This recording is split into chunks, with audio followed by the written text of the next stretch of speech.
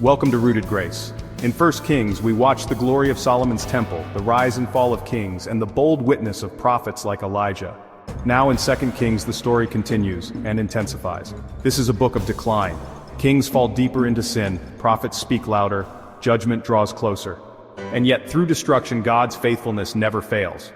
From fiery chariots to collapsing kingdoms, 2 Kings shows us both the justice and mercy of our God. Let's begin. 2 Kings opens with Elijah confronting Ahaziah, Israel's wicked king. He's injured and seeks answers not from God but from a pagan idol. Elijah rebukes him, fire from heaven consumes his soldiers. Then comes Elijah's final day. He and Elisha walk together. Elijah parts the Jordan with his cloak. A chariot of fire appears.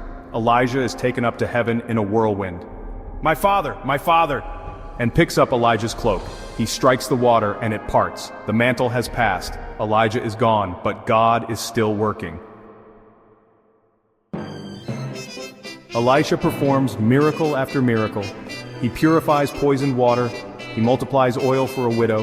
He raises a dead boy to life. He heals poisoned stew. He feeds 100 men with 20 loaves. And he heals Naaman, a Syrian general, from leprosy. Elisha's ministry reveals God's care for the outcast, the foreigner, the desperate. He sees into enemy plans, he prays, and God opens the eyes of his servant to see angel armies. Even in chaos, God protects his prophet. But Israel's kings continue in sin. Judgment is coming. God raises up Jehu to bring justice. He drives furiously, anointed in secret. He kills King Joram of Israel and King Ahaziah of Judah. Then he confronts Jezebel. She paints her face and mocks him. He orders her thrown from a window. Her body is trampled, just as Elijah prophesied. Jehu wipes out Ahab's descendants and the worshippers of Baal. But he does not fully follow God. He removes Baal, but keeps the golden calves. Partial obedience is still disobedience. The north remains corrupted. In Judah, Athaliah, Jezebel's daughter, seizes power. She kills the royal family, but one child survives, Joash. He's hidden for 6 years, then crowned king at 7. He restores the temple but later turns from God. King after king rises, and most fall into idolatry. In Israel, things unravel. Assyria rises, prophets warn. The people refuse to listen. Finally, in chapter 17, the unthinkable happens. Samaria falls. The northern kingdom is conquered. The people are exiled. The Bible says they rejected his decrees, they worshipped idols. So the Lord removed them from his presence. The kingdom is gone. But God is not finished. In Judah, a bright light shines. Hezekiah, he destroys idols, cleanses the temple, trusts God. When Assyria threatens Jerusalem, he prays. The prophet Isaiah declares, "The zeal of the Lord will accomplish this." That night, the angel of the Lord strikes down 185,000 Assyrian soldiers. Jerusalem is saved. Later, Hezekiah becomes ill.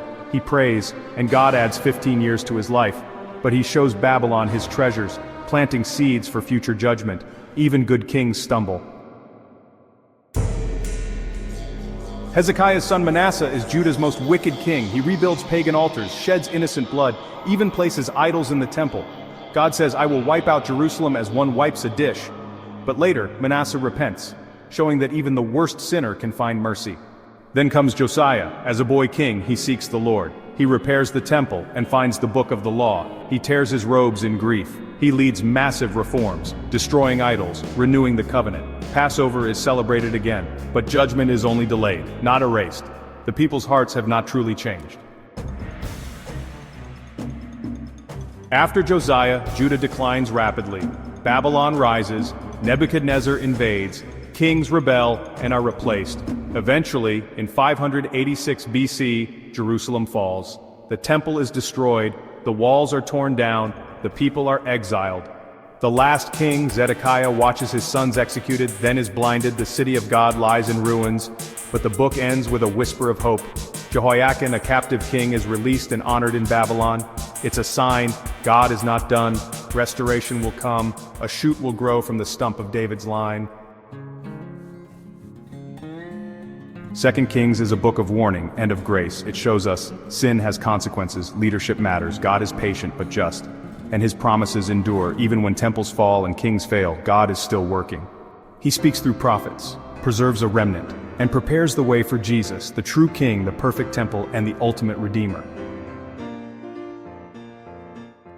Thank you for joining us for 2 Kings. Subscribe, share, and return for 1 Chronicles, where we'll see God's story told through a different lens. Stay rooted, stay faithful, and stay in His grace.